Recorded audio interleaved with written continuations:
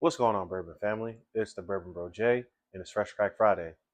The bottle that I have today is a good one, from what I understand. Don't know too much about it, so let's educate ourselves a little bit. So today I have this Overholt, old Overholt cash strength straight rye, aged 12 years. Now I haven't had a lot of other Overholt bottles. I did see that they have some bottom shelf stuff, some screw top stuff.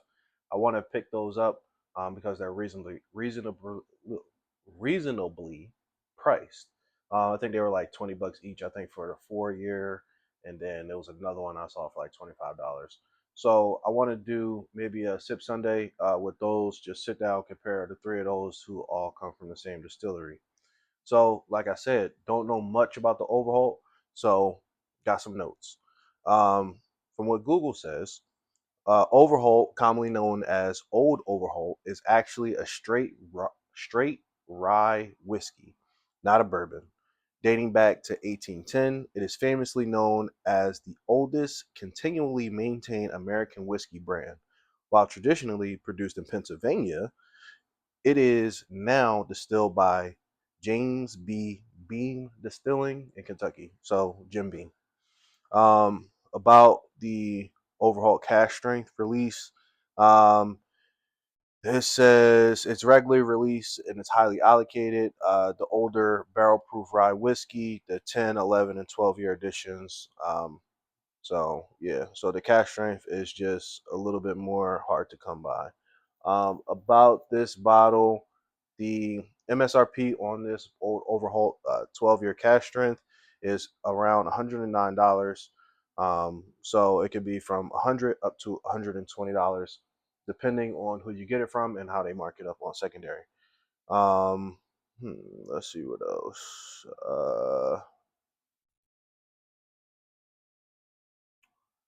So the mash bill on this is 55% rye, 35% corn, and 10% malted barley. So no wheat, just rye, corn, and malted barley. So what I would assume from this mash bill before I even test it or taste it, smell it, anything, 55% rye, saying it's going to be spicy. It's going to have some heat on it. 35% rye, 35% corn, hopefully means it like sweetens it up. And that 10% malted barley is, that, I don't know, kind of regular bourbon filler, I guess you could say. So maybe it has like, some oakiness on it because that barley kind of gives off that kind of flavor to me. But we'll see. So let's crack it open and see what it has in store. Also, by the way, so it is 12 years, bottled summer of 2025, barrel in the spring of 2013. So let's see what we got. Trying it for the first time. Born in PA, made in Kentucky. All right, let's see what we got. And yes, I do have trash back here.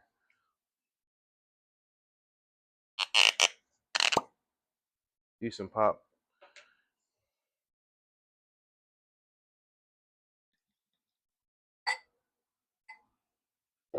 So a term that I just heard the other day. Like I said, I'm a novice, so just really getting super into bourbon.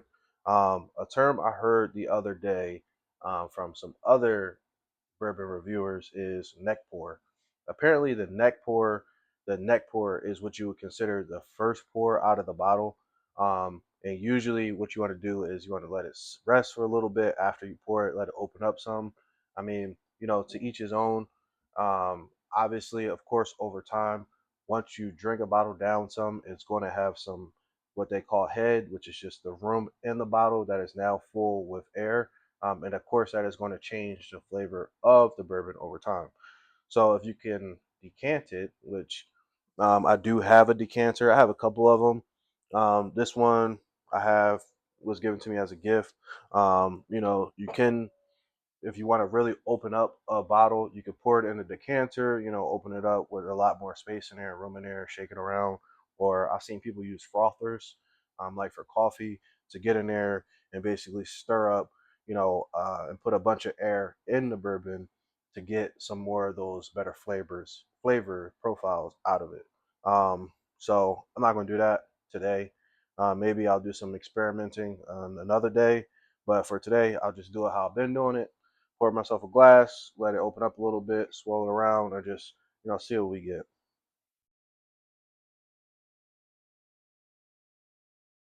On the nose, I didn't even see what proof this was, did I? 117. So 117 proof on this. On the nose, not a lot of burn, actually, for being 117 proof, so not a lot of ethanol burn. Do get some sweetness peeking through, maybe, some more traditional bourbon notes. It's kind of like, what was that? Some, dark berries or whatever, you kind of get some of that. Um,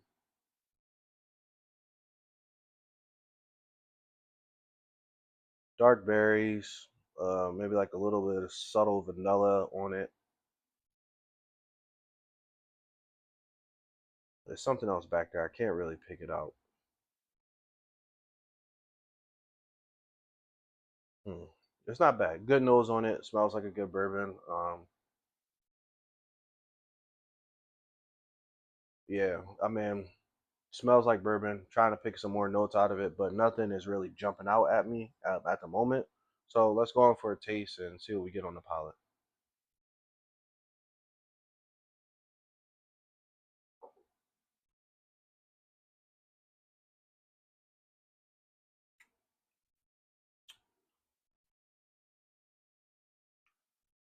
So, like I thought, it is spicy. Um, you get a lot of that spice on the back end. Um, First sip was a little harsh, not like anything crazy, just a little harsh. Um, wasn't really prepared for it.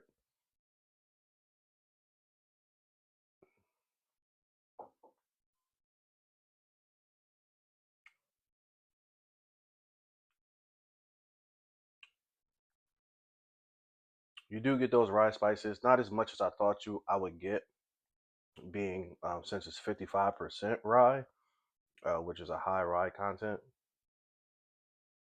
You do get some sweetness from that little bit of corn. Um, what else? Hmm,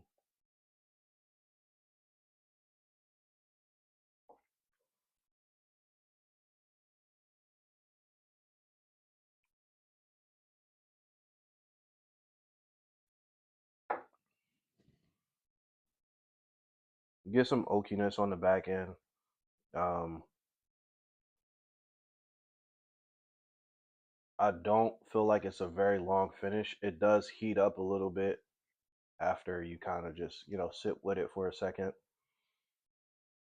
Hmm.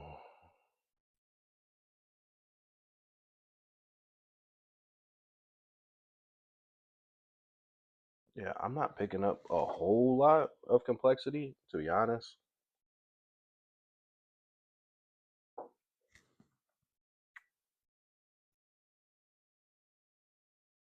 You get some, okay. You get some like dark chocolate. You get some, maybe like a little bit of like nutmeg, cinnamony, but more like kind of like a toasted like cinnamon, or toasted like nutmeg, more nutmeg than cinnamon. Then you do get some of that dark chocolate on there. I'm picking that up now. Um, hmm,